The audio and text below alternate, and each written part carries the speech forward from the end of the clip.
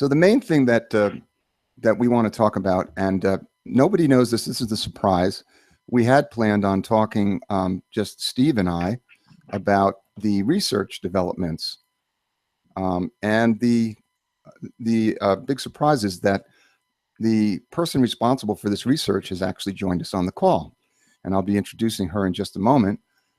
But in short, years of research has gone into what is now made the Aqua total charge, the first foot bath that has been scientifically validated in a clinical setting.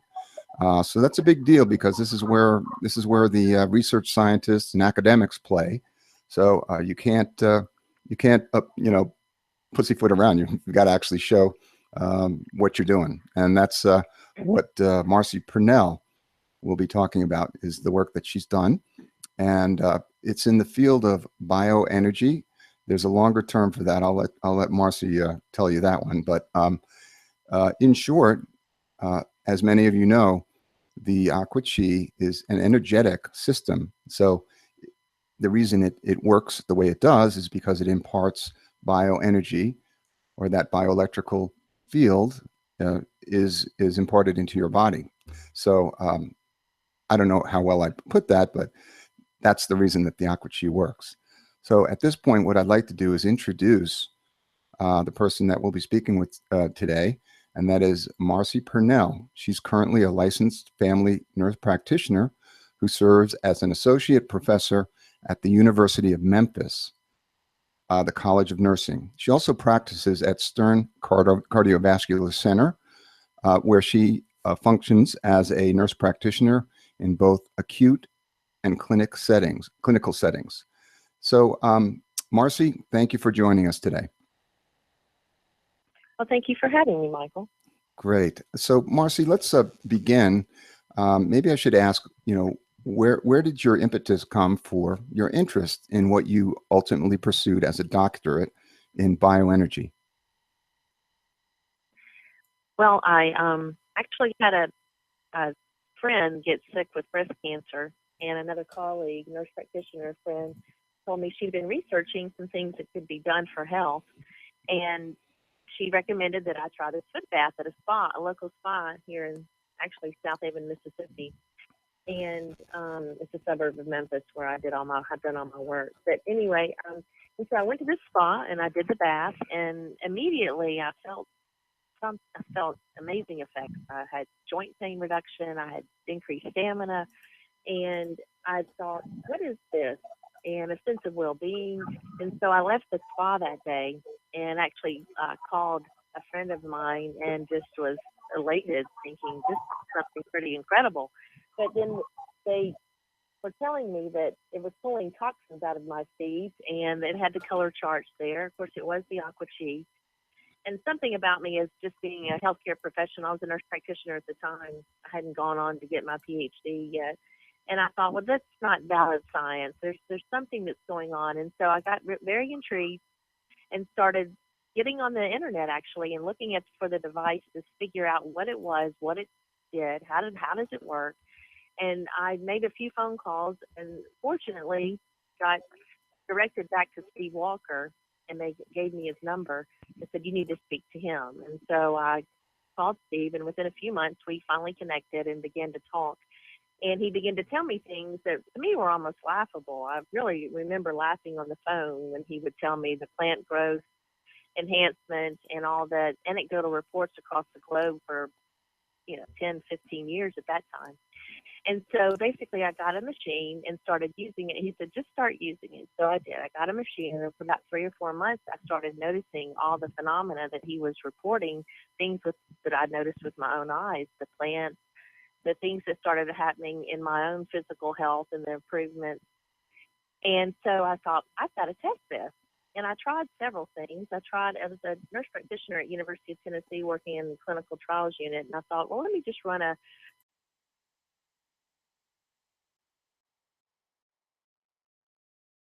trial for hypertension, being a cardiologist.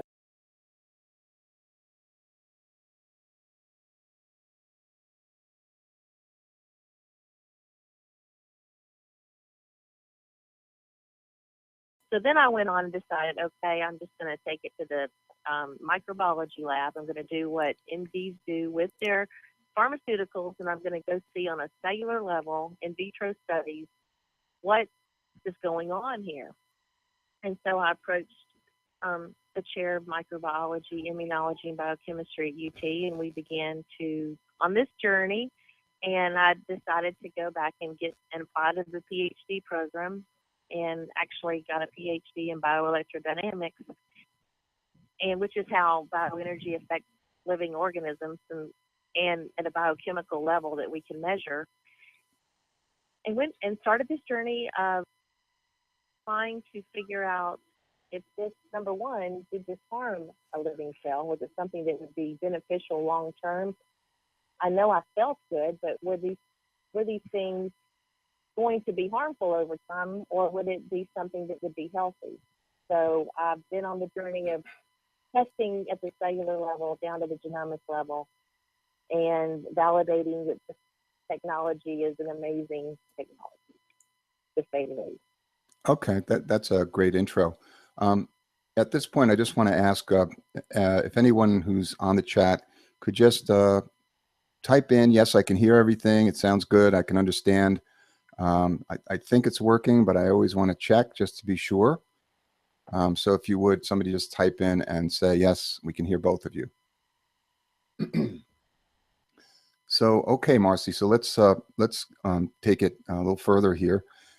So you began what became your doctorate on a personal journey, and that was working with people, actually yourself first, and you've also done, I understand, some work with other people as well.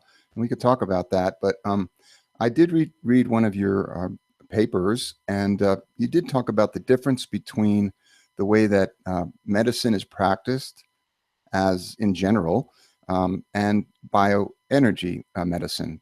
There's a difference, and I did want to ask if you could give some perspective about where these origins were from, and what you could share about that.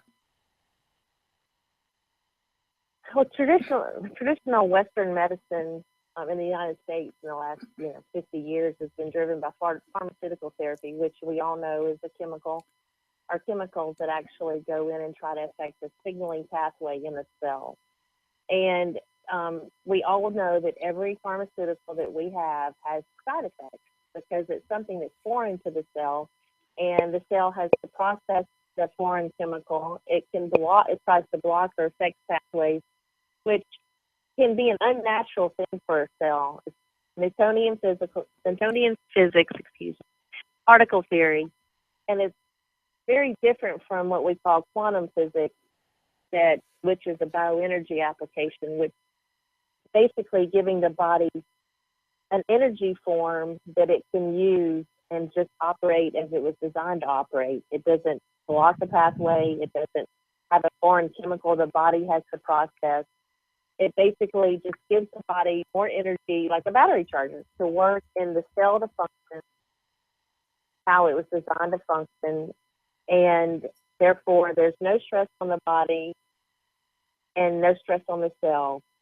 And pharmaceuticals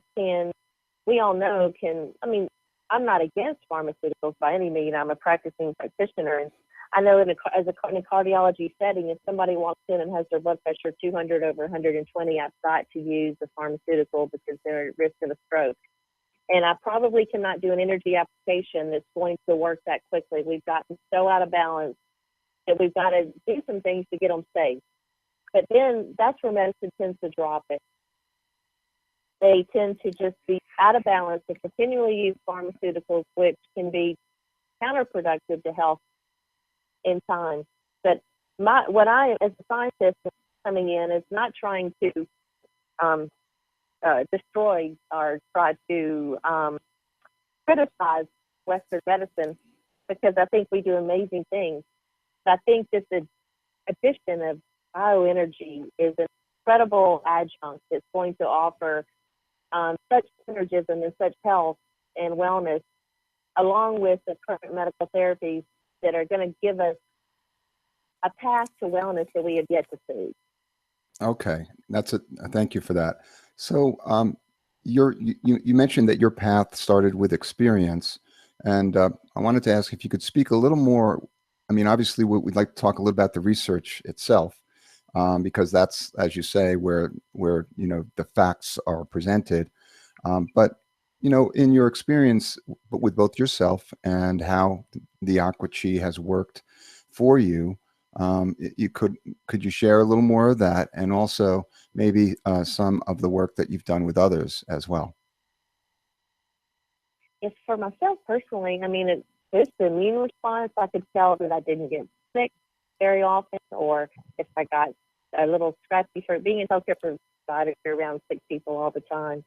And if I, I was exposed to something, I may have just a low grade version of it, and I did the bath. I've done the bath religiously for 8 years now, and I can see that I don't succumb very often. Now there are times it's not magic. There are times if your body's stressed, like when I was finishing this PhD, that sometimes you may get sick every so often. But I really saw immune boosting effects, relaxation, joint pain relief, increased stamina, what I call fourth quarter stamina, when you go to the gym and your body you feel like you can really knock a workout much longer or much more effectively. And also when I saw others, of course, the reports across the globe are amazing, but I've actually been working with people that have multiple sclerosis, all types of cancers, and these are things that the medical community don't recognize very well, because you have to have clinical trial data with all these diseases to get to have an impact. But for the individuals who use them, that it's very profound.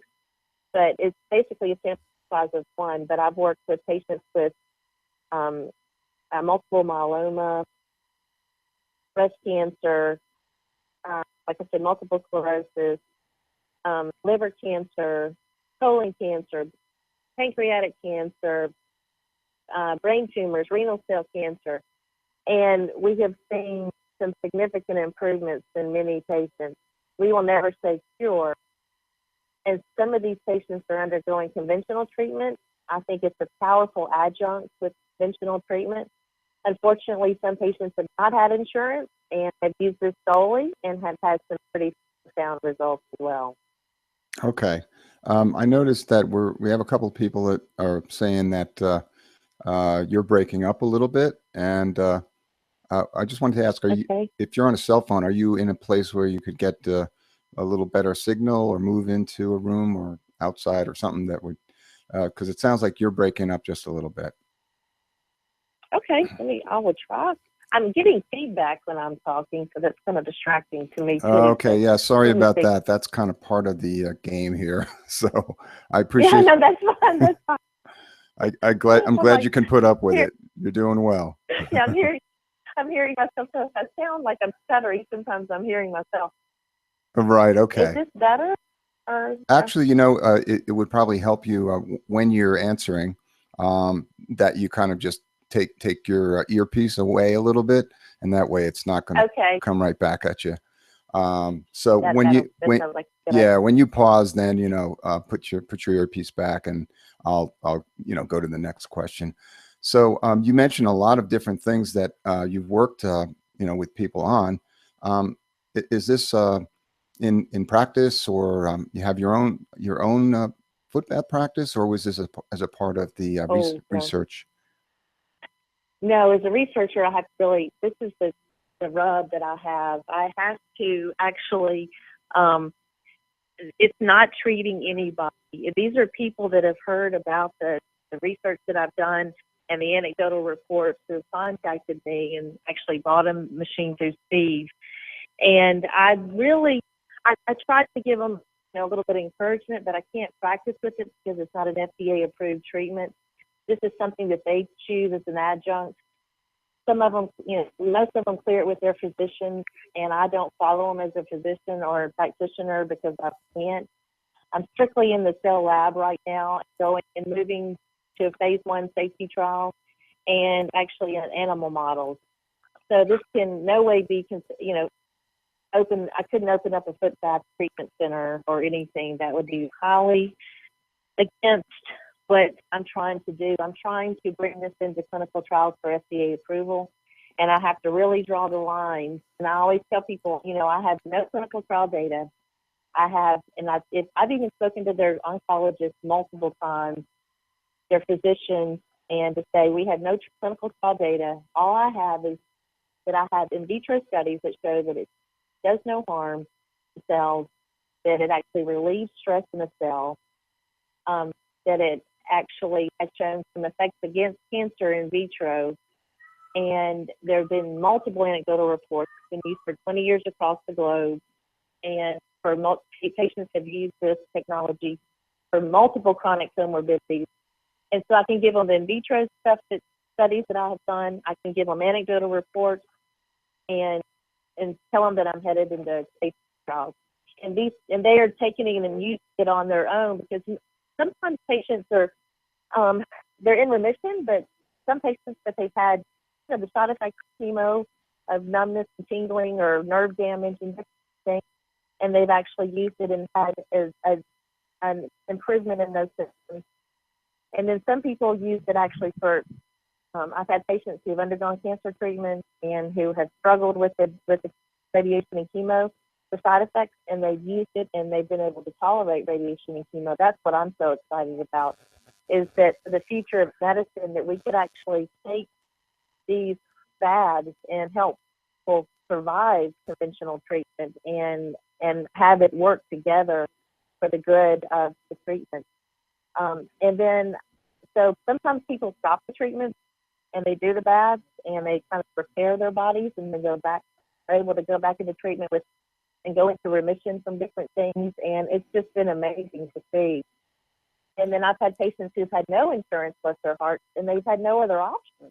And so I get approached by them as well, and they've started doing the baths and had some phenomenal improvements in their symptoms and in their tumor sizes, and then some of them have even gone on, on insurance plans with some state help, 6 or 8 months later. And I firmly believe that it's helped them feel better and get to that point of actually being able to get an insurance. And then some patients, take it and use it initially at diagnosis, and it's, like I said, it's an amazing technology to relieve the stress of the chemo and the radiation and to help them heal from surgery.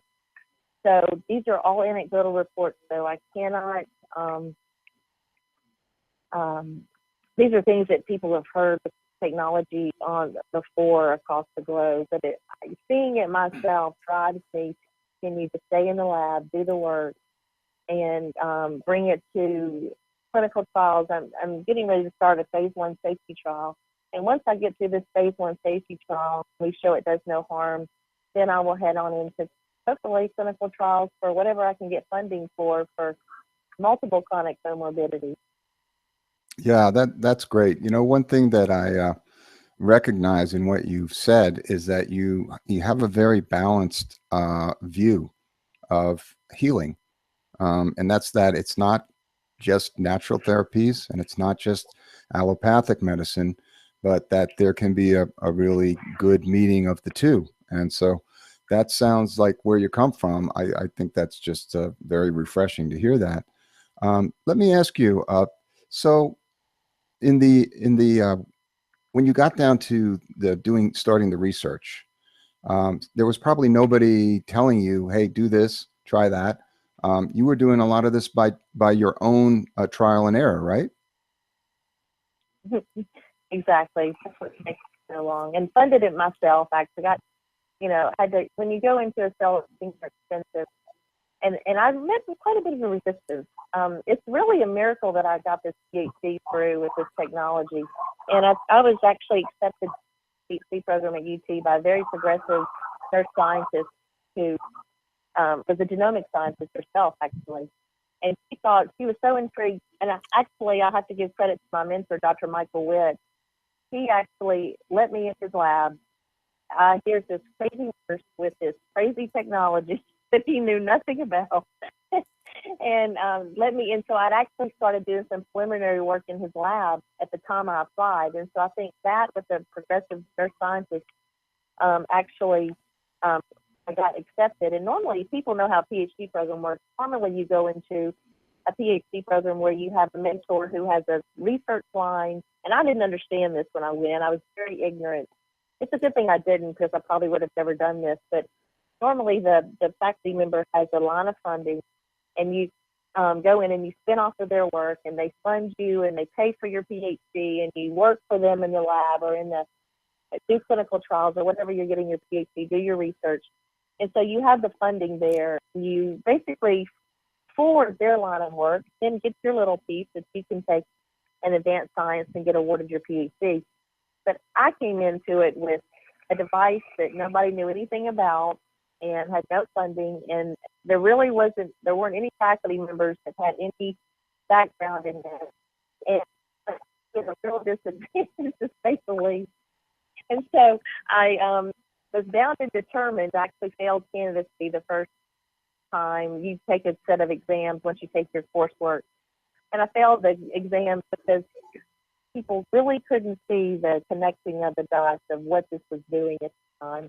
And by the luck of the universe, or whatever you want to call it, about that time I failed, there started to be publications that hit the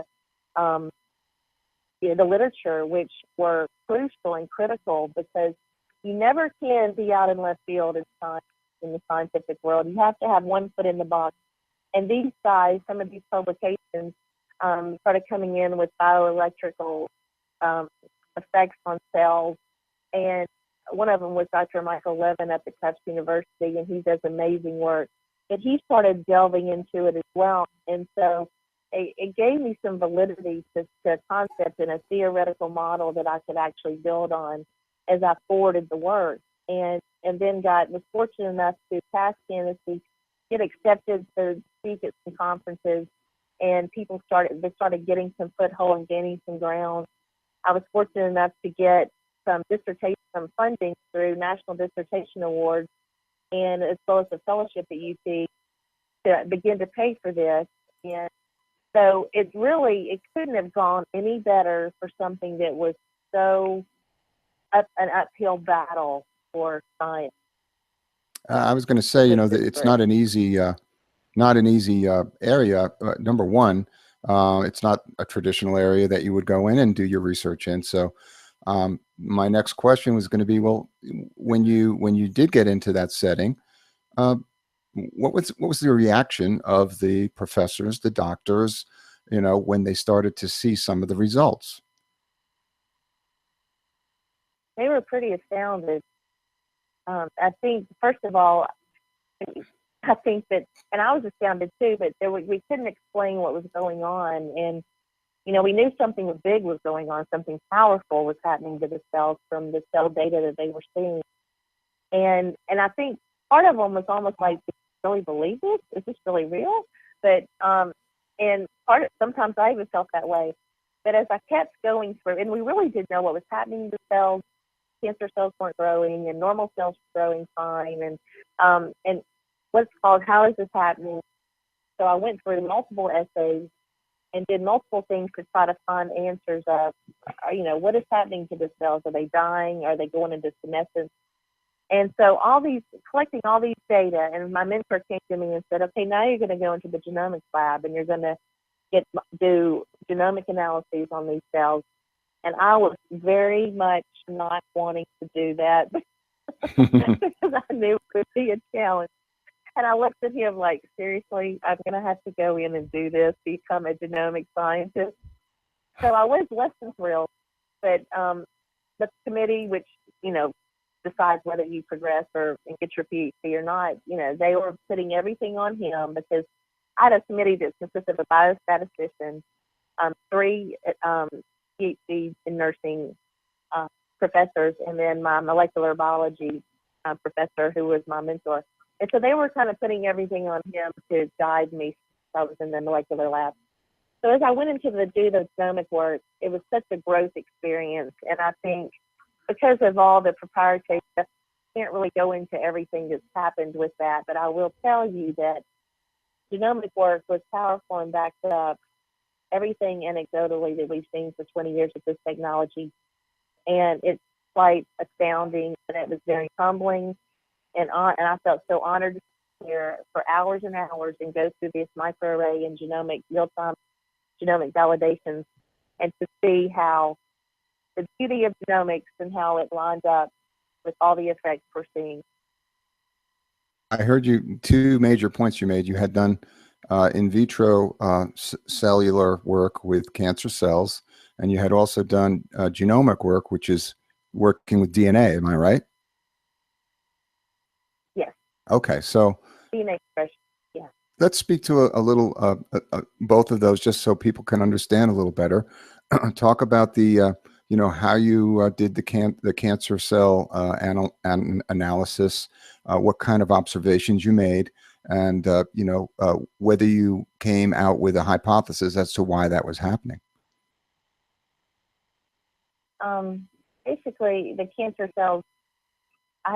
All cancer stopped growing with this. We treated water, made media, and grew the cells in the growth media, made it was reconstituted with treated water with the unit. It was actually a hypotonic saline solution, and we noticed that the cancer cells stopped growing and began to displace a phenomena that we didn't understand. It looked like possible cell death, programmed cell death, but we went through assays and showed that programmed cell death was occurring, and had a hard time showing that because I use cell flow cytometry, and there's a big cell flow cytometer that reads the fluorescence of cells, and these cells autofluoresce in every color spectrum. So I had to do some fluorescent microscopy to look to see for this staining that when the cells undergo the programmed cell death. But then I went on, and we have cell cycle. It stops the cancer cell cycle, progressing through a cell cycle, which we know cancer cells, they live to replicate. And I think the thing that we see that what I want to tell the world is that cancer cells are very sick. They're very weak. Everybody thinks cancer is an aggressive disease, and cancer is a disease of energy, of low energy. And what a cancer cell does is basically begin to turn off many, many pathways. Cancer cells don't want to make proteins. They don't want to communicate with each other. Cancer, like if you have a liver, all those liver cells are making proteins that makes the liver stick together and function as one organ. But when you have a cancer cell begins to grow, it doesn't make proteins to communicate with other cells. It doesn't share things. It's sick. It knows it's about to die, and it tries to just throw everything into my system, into division. So what do you see when everybody thinks cancer, that everybody wants to go and kill the cancer? Well, unfortunately, sometimes we kill off everybody knows the normal cells. And so the normal cells respond to the chemo sometimes much better than the cancer, because cancer is shutting down pathways. Normal cells have their pathways wide open, and they're working like they're designed to do. So what this technology does is actually make a cancer cell behave like a normal cell, and begin to behave more like a normal cell. And a normal cell, when it gets corrupt, that programmed cell death is built into our cells in a beautiful way. If the cell gets corrupt or gets sick, it can kill itself. And that happens all throughout our body all the time. Cancer is a natural phenomenon of low energy. But when you energize the body, then that cancer cell gets more energy. It gets happier. It begins to turn back on pathways that it turned off, and it kills itself. So it's actually you would think that it's the cancer itself that kills the cell, but it's actually when you can turn on the functioning of the cell, then the cell normalizes and it can then die a natural death. Is that kind of how you're saying it? Yeah. Okay. It can. That's pretty wonderful stuff. So you didn't, maybe I missed it, but I'm just wondering if, as this research was going on with the cells, whether people said, I think the reason that's happening is because of the the bioelectrical characteristics, or were there other ideas? Was it pretty clear at the end of all that it was the bioenergy? Yes, it is clear that it is a bioenergy. We did multiple testing experiments with the water to show there are changes that are occurring in the water. Okay, we're breaking ground into new territory too. You remember that we're a biochemical society, so all the essays that are designed right now are on a biochemical level. So we are measuring biochemical changes that are occurring due to a bioelectrodynamic effect. And so we do know that there's a membrane polarization change that we can measure, but that's based on ions, moving across the membrane. So we're measuring that. We did do some testing with that. So you have to remember that a bioelectric change occurs in 186 thousandths of a second. A biochemical change with a pharmaceutical occurs around 1 to 2 seconds. So we can measure biochemical changes. We struggle in science to measure bioelectric changes because they occur so quickly. 186 thousandths of a second is so fast that there's no lab in this world that can actually begin to do things that we need to develop further technologies to be able to do. If I remember my my high school science, that you're talking that bioenergy moves at the speed of light. Exactly. Okay, that's pretty quick. So to measure some of those changes, we don't have technology right now to measure changes that are occurring that quickly. Yeah. Okay, so let's talk on the other side that you mentioned that you had done genomic work with DNA. Now that's even more complicated area. So I'll ask you to kind of give an overview, but make it a layperson's explanation so we can understand why you were doing it and what you were looking for there. We were looking to see if we could see any genomic changes. If you couldn't, then it would be hard to really validate the science, or difficult, because everybody wants to see genomic level effects. That's the society we live in today. And so we had no idea what we would see, if we would see anything. And I really think my mentor thought if we don't see anything on the genomic level, then it's going to be it's not going to go very far. And so it made me nervous because there were such profound effects anecdotally, and at the vitro level, I thought, oh no, what is this going to show? And we were both astounded because we had broad, very strong genomic changes. And basically, the DNA of a cell or what we were measuring is the protein expression, or the messenger RNA expression. And so when a cell goes and begins to, everything your cell does, or a cell does, they have to make proteins. And they go and read the DNA to be able to, it's like the template to make the protein that the cell needs, whether it's insulin for a pancreatic cell, or anything a cell makes. And if you can think that a cell has, one little bitty cell has so many proteins, that if you were to take one penny to represent every protein in one cell, the pennies would fill up every ocean on planet Earth. Whoa. And so you're talking about a multitude of proteins. Wow. So what we do is we go in and read what kind of transcriptional effects, or how is the cell changing, how they're expressing and making proteins and functioning. And that's what we're looking at. And what we saw were a cell, a human cell will have over 40,000 genes. So we were changing 1,700 genes in these cells with these treatments. Okay, all right, stop there. That's pretty amazing. So you're saying that doing the treatment actually affects DNA? Or it doesn't change DNA. It's DNA expression. Expression. Okay. Transcriptional effect. Explain that, what that means, so that we can understand that that's a benefit.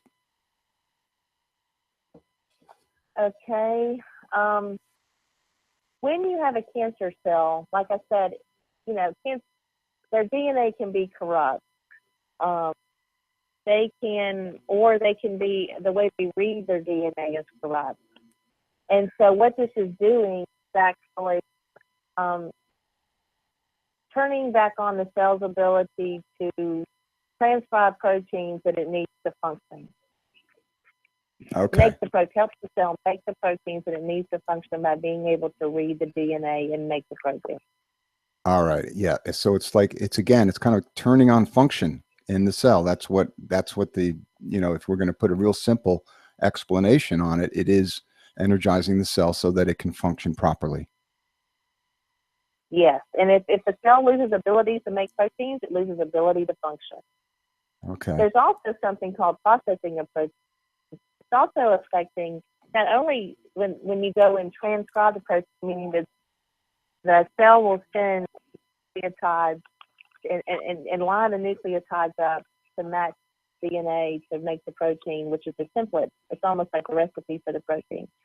But then once that protein is made, it's a long polypeptide chain of multiple what we call amino acids. But then the cell has to take and process that protein and make it functional for the cell. And so all this requires energy, and the cells really struggle with that as we age. That's what we call cell stress. As we get older, our cells lose the ability. They turn off the signals that they can read the DNA, or they have trouble processing the proteins. And so when you have trouble processing proteins, you have Alzheimer's disease, and can have multiple aging things go on. The cell loses the ability to function. Cancer, of course, can ramp up certain things to help them fold and process proteins only that they need to replicate, that they don't continue to do everything that, if you have a liver cell, a liver does 500 things in the body. But a liver cancer cell will only do one thing. It will only replicate. It won't make the bile. It won't process the cholesterol. It won't all the things the liver cell does. Okay.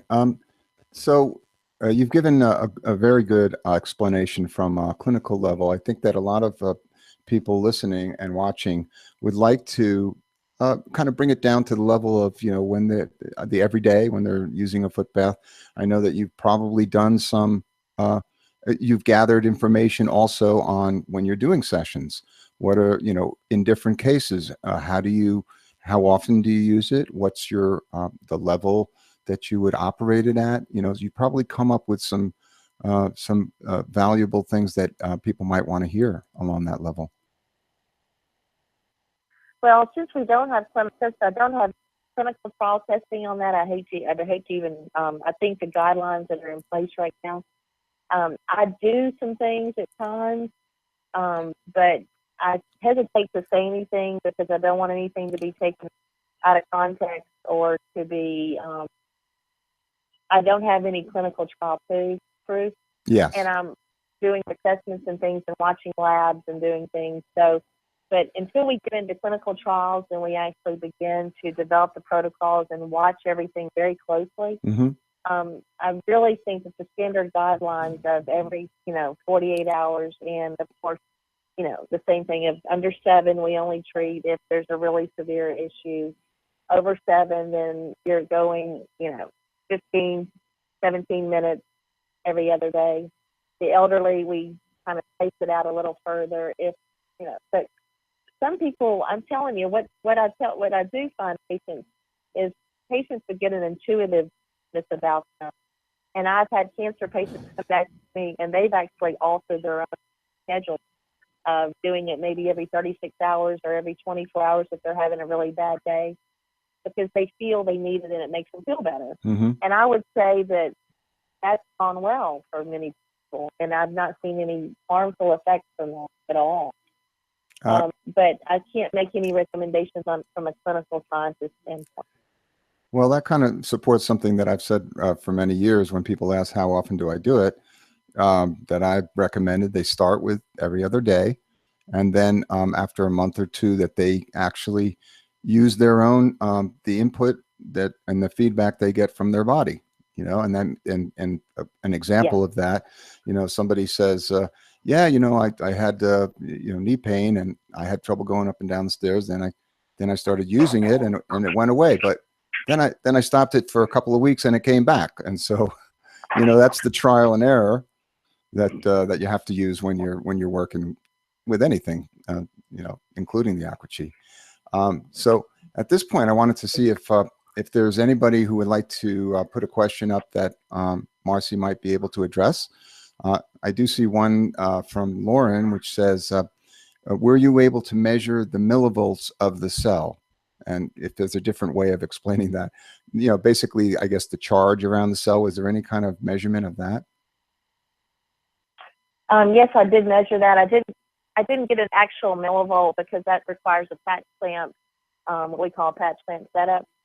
I did do a fluorescent membrane potential, which shows that it hyperpolarizes the cell.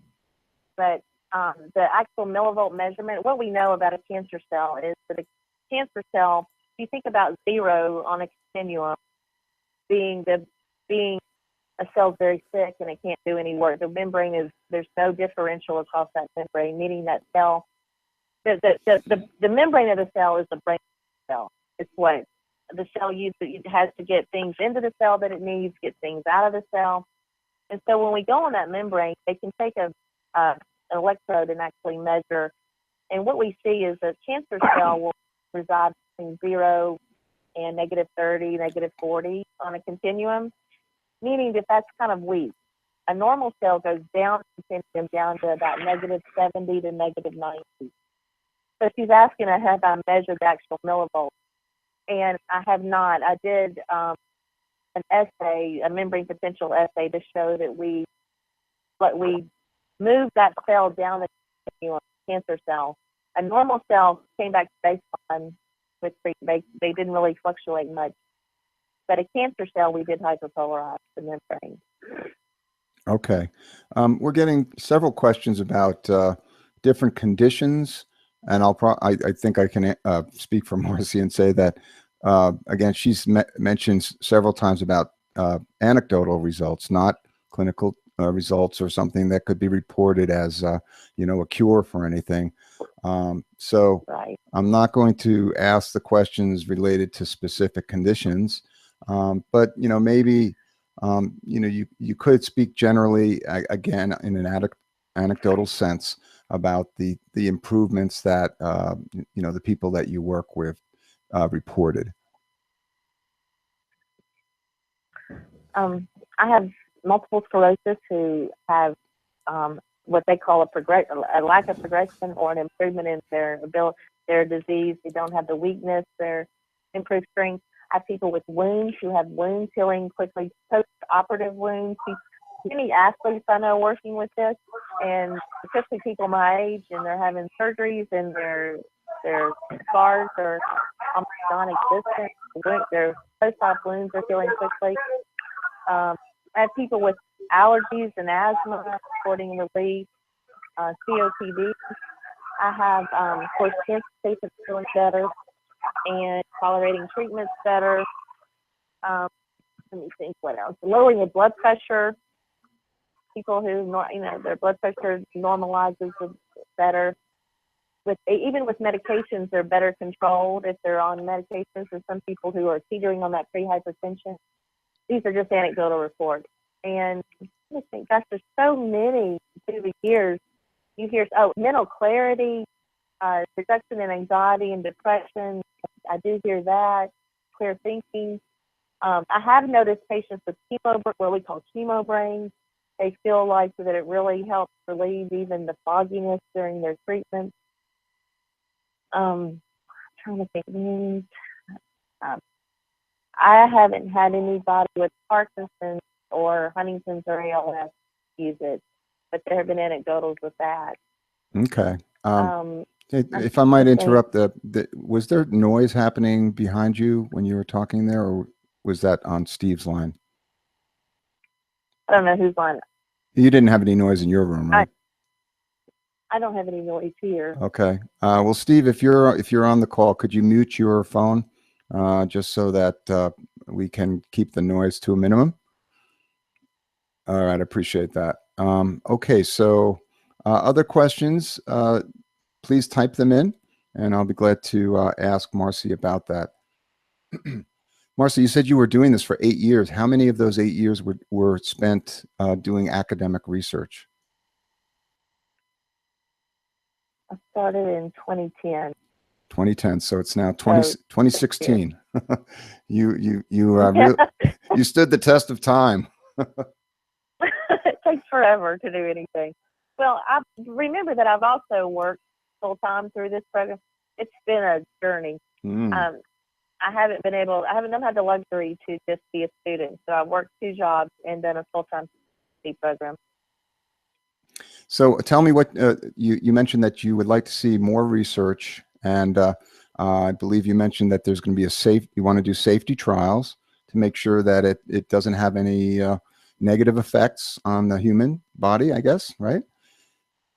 That would Yes, be we're doing safety trials, and whenever all that we can release all that information. Yes, my goal is to go to FDA approval with this. mm-hmm.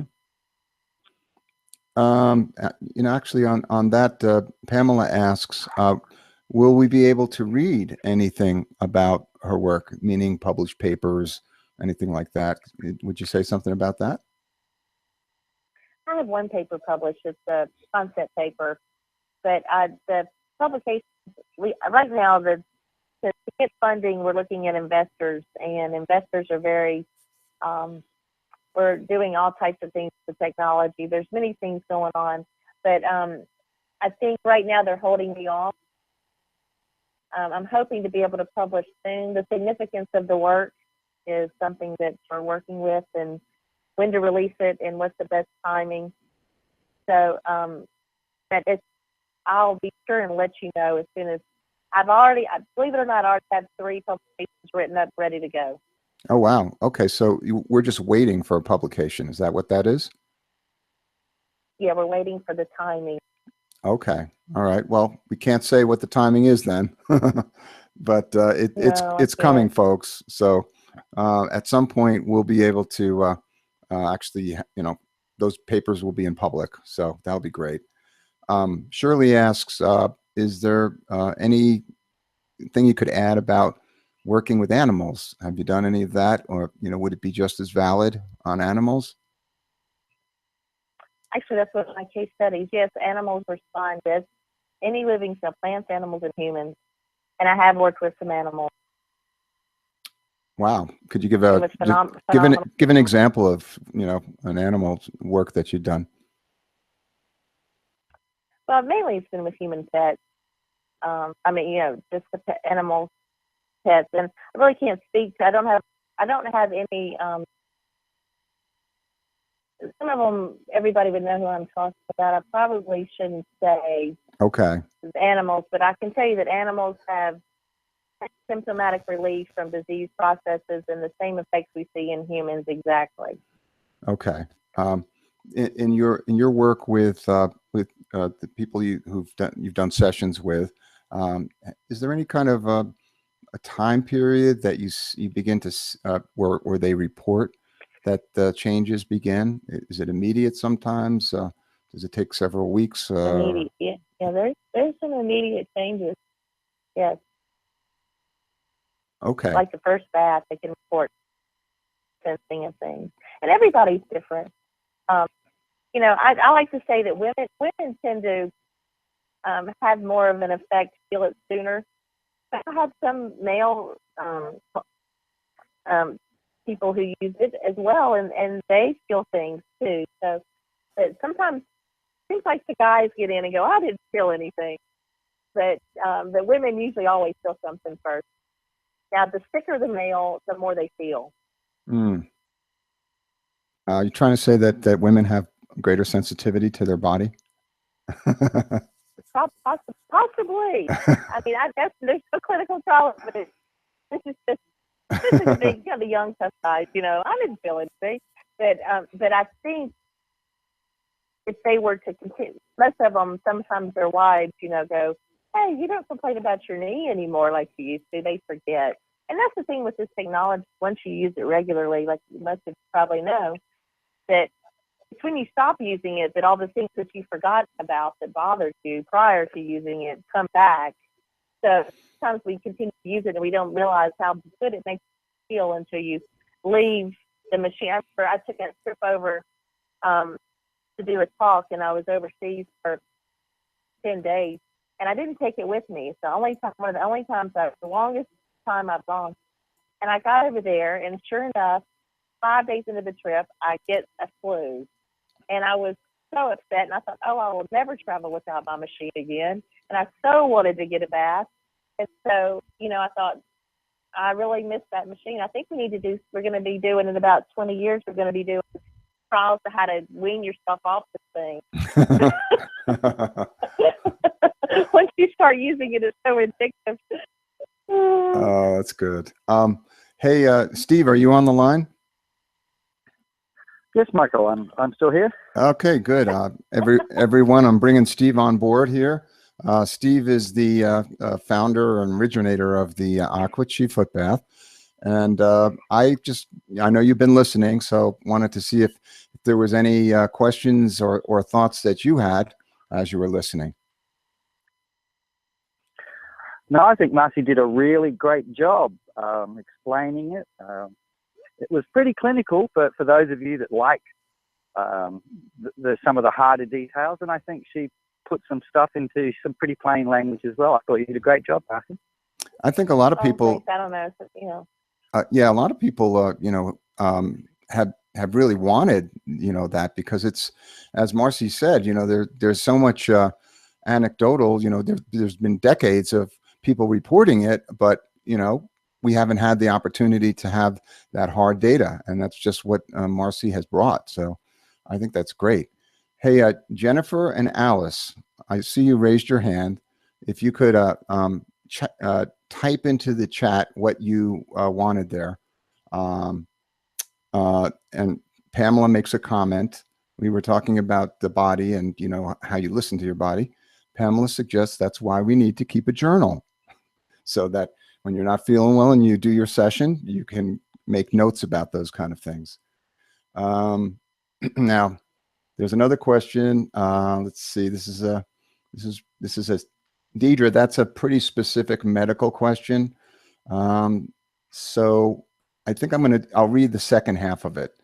Is every other day a good day, a good to start rejuvenating the cells to help heal?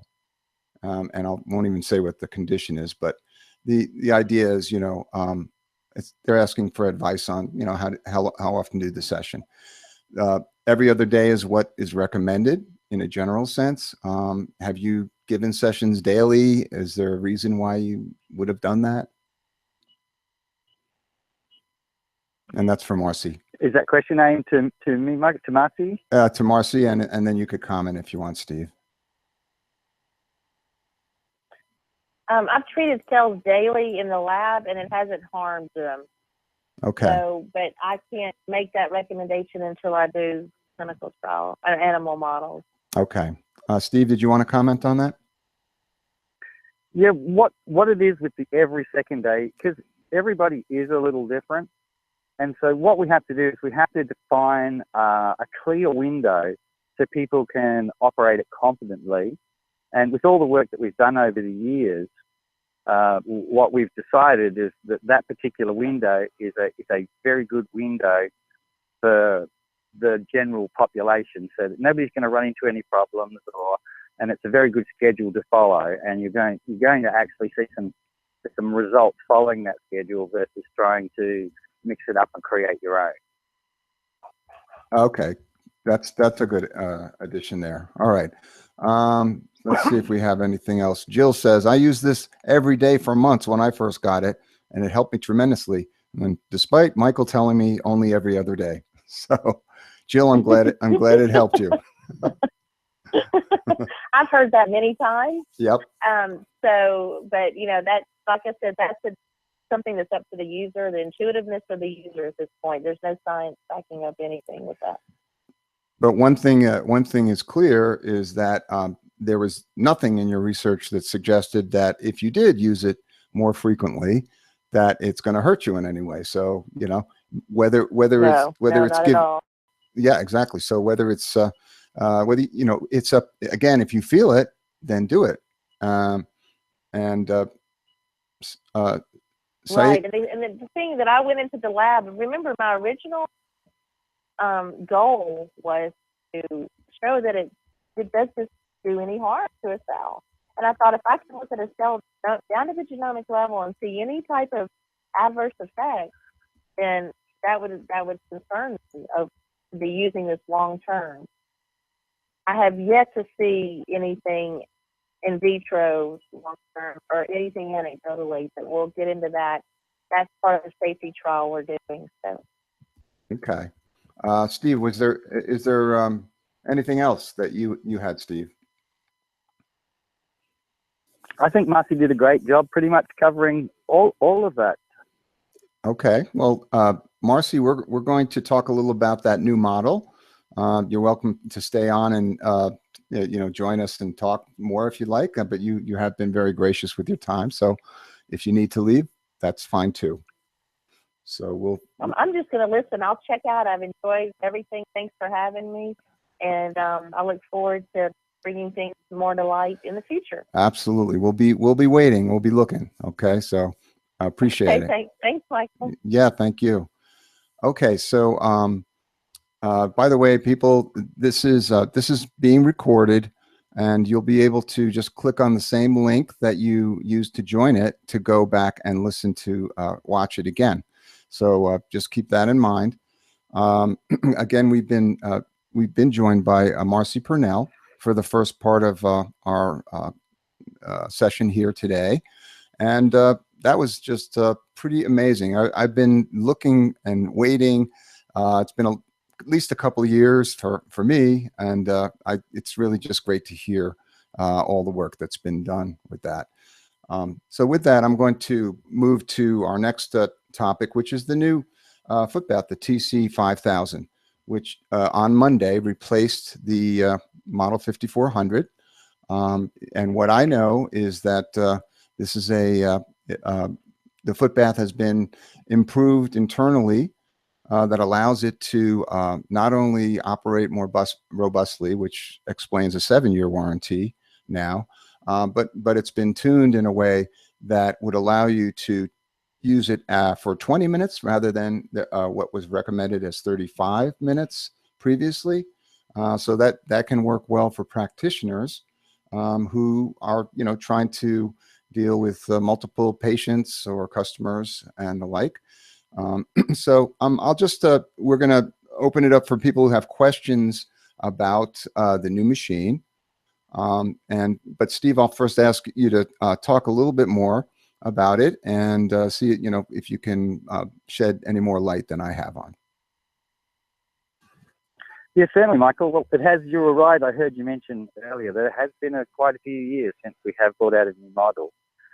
But we have been working during those years on various different upgrades, which are now in the new machine to improve it. And like you said, we've really increased its robustness, and so that's why we've increased that warranty too, so that we really do have the leading warranty now. Yeah, we have kind of kept the outside the same though, because it has really done well over the years, and a lot of the machines that are out there that are like 10, 15-year-olds are still working, and so we didn't want to change that part of it. And also we didn't want to change the controls, because everybody that's used to it can still feel comfortable operating it, even though we've made these internal upgrades. Okay. There's still more questions, so I'm going to throw them in as we're speaking, so we can make sure everybody is addressed here. Jill was asking. She said, "My friend who got me interested in this does her feet for 35 minutes and then her hands for 20 minutes for her arthritic hands. Is there any benefit to doing your hands directly if you have arthritis versus just putting your feet in the bath? And Steve, you could answer that. Absolutely. That's something that we would always recommend if you are actually trying to treat something like arthritic hands, for example, is to actually use your hands in a hand bath versus a foot bath. Because the actual original technology was actually designed to be used in a whole bath where you could just hop in and get your arms, your legs, and your feet in there. But because not everybody had a bath, we had to come up with another way. And so the foot bath evolved out of that. But along the way, the hand bath did evolve as well. And so the unit can actually be just as effective with a hand bath as it can be with a foot bath. But if you did have arthritis in your hands, putting your hands in there can increase the effectiveness for your hands slightly. So in other words, it's a little bit better. You would still see the effect through your entire body if you're using your feet. But like I said, if you wanted to treat something like that, then the hands would be a great way to do it. Okay. All right. We're getting this question by Jill about this is actually technically how you clean up the basin. Said, oh, Michael, you said on a webinar how to clean the tub if you do a bath. I can tell you probably what I said, and that's that you use a paper towel with some CLR, which is what most of you use to clean your modules, and just wipe with the CLR. It will remove the rust colored rings that you might have on the basin. So moist baby wipes probably wouldn't do it, Jill. Any other questions? Okay, let me just see here. Dialysis, can't talk about that. Sorry, Shayla. Let's see. Okay, it looks like we've gotten through most of them. Let me just see if there's anything else real quick. Nope, that looks like it is. Last chance, folks. Type into the chat if you have anything else you wanted to ask. We're just a little bit over an hour now, so this is probably good timing if you don't. Okay, Jill says, if you do a bath, how long should you soak in it? And Steve, I'll kind of add to this question. You did mention that with the new unit, you can do 20 minutes instead of 35. If people wanted to do it for 35 minutes and continue to do it, is that okay? Is 20 minutes going to be just as good as 35 minutes? 20 minutes will be as good as 35 in most cases. Now, you can go to 35. Some people prefer to go there. But normally, the 20 minutes is going to be sufficient for everyone. Now, if you wanted to go longer, for example, if you did say set it for 35 minutes because you wanted to try and do a long session, and then, of course, you'd set the timer for the 35 minutes, and then it would actually turn off after the 35 minutes. Now, once the timer turns off, you could actually remain in there longer. Okay. But not with the unit running. So in other words, the unit would actually turn itself off. But then you could just stay in the bath. Okay. So there's probably some benefit to just staying in the bath after it turns off? Well, I know it's charged water, so that's a really difficult question because some people might say that they get a benefit and that's great, but technically, in terms of when you actually look at the science of the charging of the cells and stuff like that, to actually validate that, we haven't actually been able to validate that in terms of all that extra time. With the machine off. Okay. Okay. On another brand, this is they're asking. They have a different foot bath, I guess. They say stay very still in the water. Does it matter with the Aqua if you move your feet around while you're having a session? No, okay. Absolutely not. Right. So You can, if you actually, even if you're in a tub, you could roll around all over the place. The rule is just don't get out of the water and then get back in it, so long as you're maintaining contact with the water. Okay. Thank you. So there's a question about diabetes. It's a specific condition, but I'm just going to say, speak for myself, that over the many years that I've been taking calls and listening to people, the diabetic condition known as neuropathy, which affects your feet quite frequently, I've heard dozens and dozens and dozens of times. So people have relief for that condition. Whether it does anything more than provide relief, I'm not sure, but I do know that, there are so many different conditions that people have had who reported being helped with it. So can't speak more specifically than that, but that's trying to help to answer some of the questions. Steve, are you talking about just the new machine, or are you saying that the old machine running for 20 minutes is just as good too? Well, the old machine is a little different from the new one, and the 20 to 35, you can potentially get away with 20 minutes with the older machine, but if you want to be sure, then you're probably better off running with the new machine, because people are different. Now we're going to take in a much wider scope of the population with the new one for the 20 minutes than people who potentially could use it for 20 minutes with the old one. Okay. Does the new unit require as much salt? I notice seems responsible for the demise of the rings. So I guess Sandy is saying that too much salt is not good for the rings. Right. The more salt you put in, and then if you try and turn the machine down, the more ring wear you're going to get.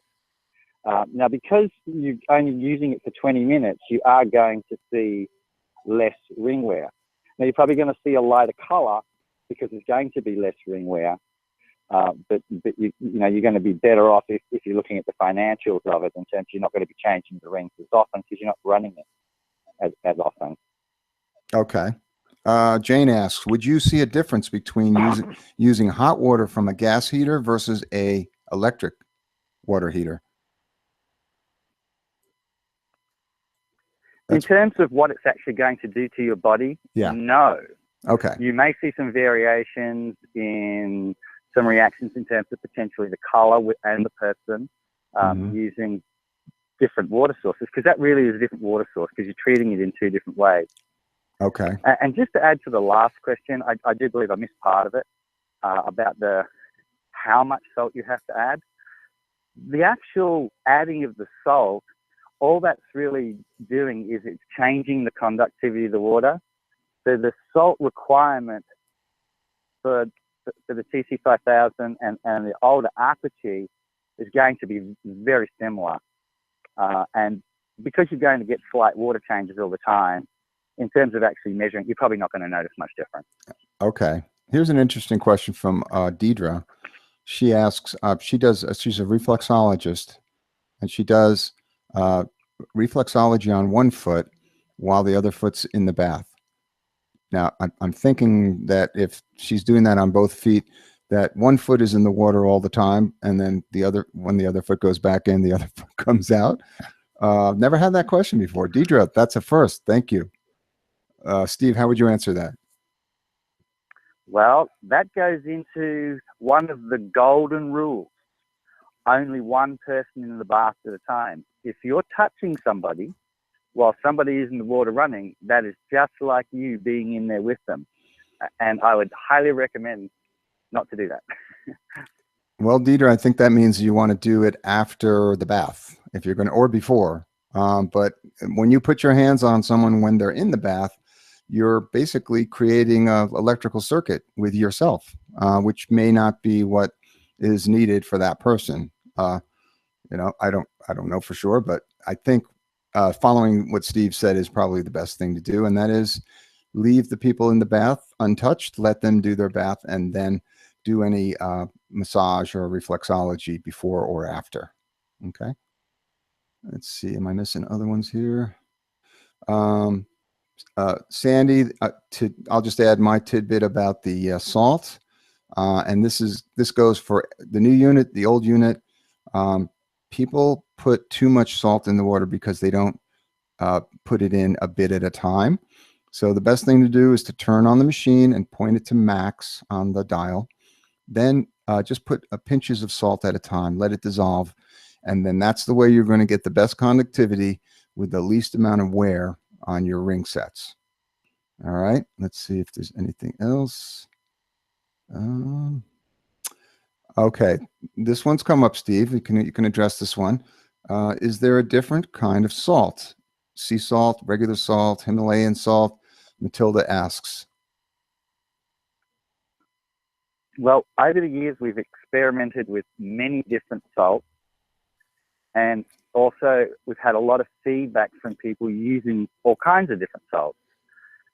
The salt that we would prefer people to use is just your regular, normal type Walmart salt, because really the salt is, once again, only to get the conductivity of the water up. In other words, it's to get the correct power flow through the module, the part that goes into the water. And it doesn't really play a role in what's happening in your body.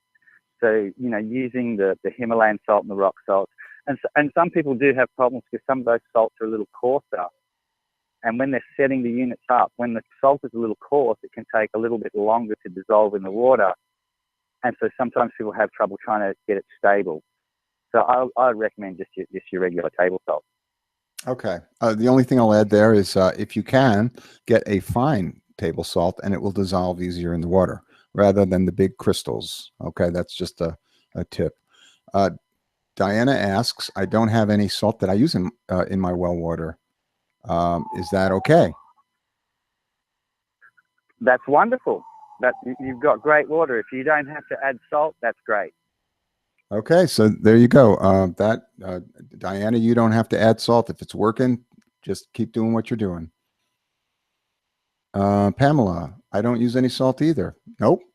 You're okay if you don't. If you can get a lot of water has natural sodium in it, which gives you the conductivity that you need. I don't know if you want to add anything to that, Steve. Yeah, the natural conductivity would always be the preference. However, that is difficult to find, and you're very lucky that you've got water that is right in that range. Okay, very good. Let's see. Any other questions? We're at an hour and 15 minutes, and I think we're probably going to wrap it up here. I'll give it 30 more seconds, and then, Gary has a question. Why is it best to have the machine at max? How does reducing the power affect the results? Well, the way that the power control is designed is when it's on max, it's actually operating with an open circuit. And what that means is that the power is not being restricted by the physical device itself. In other words, because you've got your feet in the water and the water is conducting the power, it's an all natural process. So when you add more salt to it and then turn it actually down, what you're doing is you're physically altering a voltage amperage relationship, and you're kind of like restricting the power flow. It's kind of like choking it a little. Now, it still does work, but it is going to drop the efficiency percentage slightly. So it's saying it in another way is the best treatment happens when you have it set to max with just the right amount of salt to get the reading at 2.5 or between 2.5 and 3 on the meter. Is that correct? Right. That's correct. That's going to be the optimum way to operate the device. By the way, is the new machine also run at the same recommendations as far as the setting on the meter? It is. Okay. Pamela says, so will that affect, wait a minute, will that affect the cord if you don't have it at max? I'm not sure I understand the question, Pamela. but the cord meaning the white cable that connects the module. Is that what you're asking? I'm not sure there. If you could provide a little more. I don't think it's going to affect anything as far as the cord or the electronics of the device is concerned. Steve, you want to speak to that?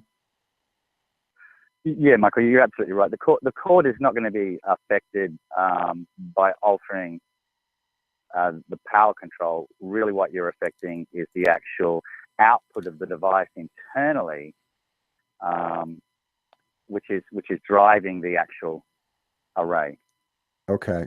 Panel says no. The cord that gives power. Yeah, we answered the question there. Doesn't have any effect on that at all.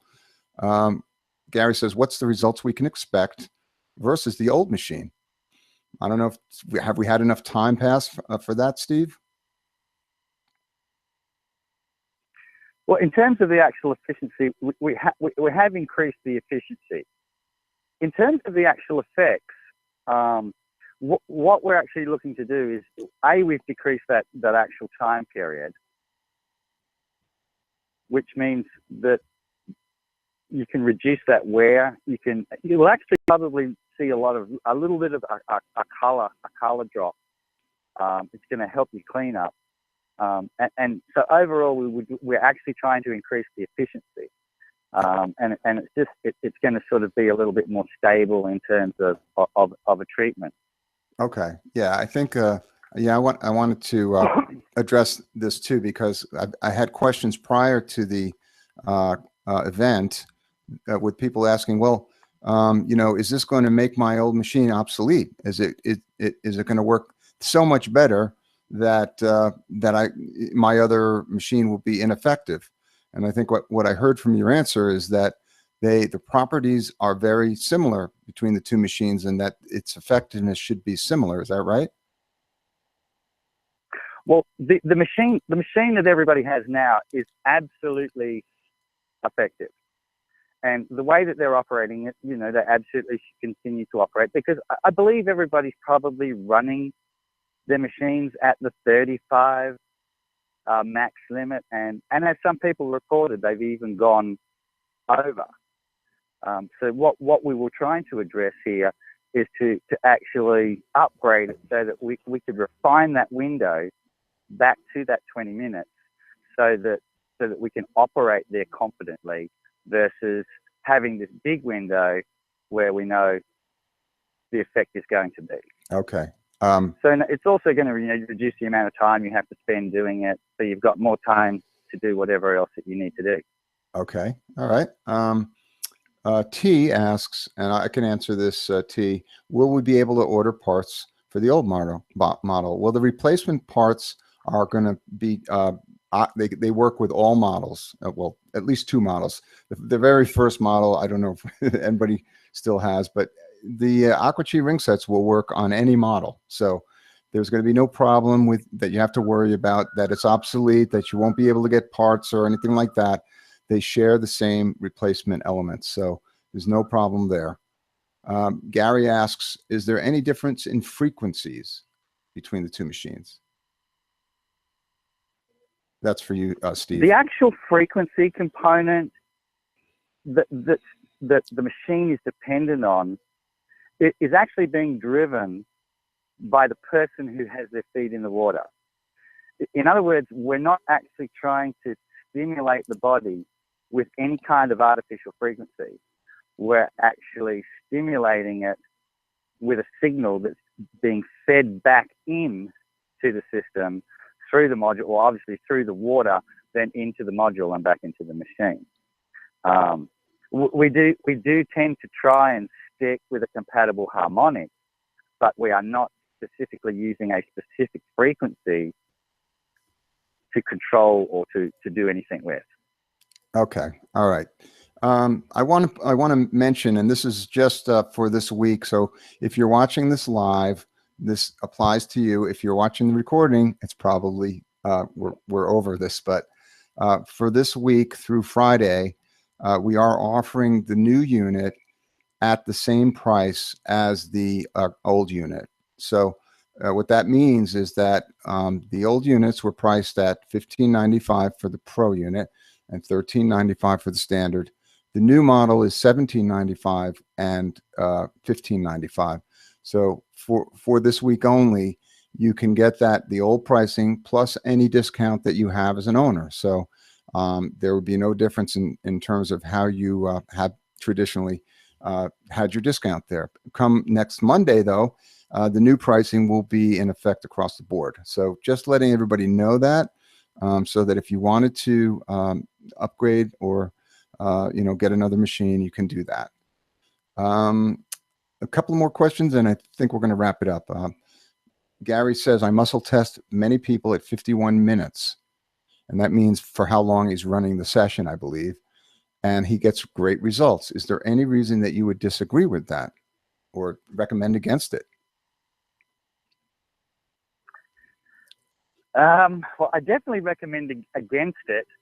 Running it for 51 minutes, when we set the 35, we set 35 minutes to be inside a very, very, very safe window. Running it past that, while you may get good results, that may not be the case with everybody. So you could potentially run into a problem by exceeding that, and because that wouldn't be great for the person. So I would definitely recommend not doing that and staying inside this safety window where we know there are no side effects and it is safe. Okay, so I kind of get two sides to that question. One is that you are kind of asking the person or asking the body of the person what's best for them. And so, I personally wouldn't say, hey, you have to dismiss it based on a number. But I guess you say you test many people. That doesn't mean everybody. So, I would say my read is that if you can keep it within the window that Steve is recommending, that's probably better. But if someone's testing for something longer, maybe there's a reason. So nobody can answer that for sure, but that's my take on it. So with that, I'm going to we'll close out the session this evening. Again, we've been talking about first our interview with Marcy Purnell. She earned a doctorate in her bioenergetic work with the Aqua on cancer cells and DNA, things like that. If you've just tuned in, please come back for the replay. You can get all of that. We also talked about the introduction of the new model, the TC 5000. And I thank everybody for your input. It's always good when you have everybody active and asking questions. Jill, we'll sneak one more in, and then we're going to end it. It says, I think it's Tennant's work that talks about how our bodies need a certain electrical charge. And I think that is what this machine gives. So I believe the body takes what it needs. And I agree with that. How about you, Steve? Absolutely.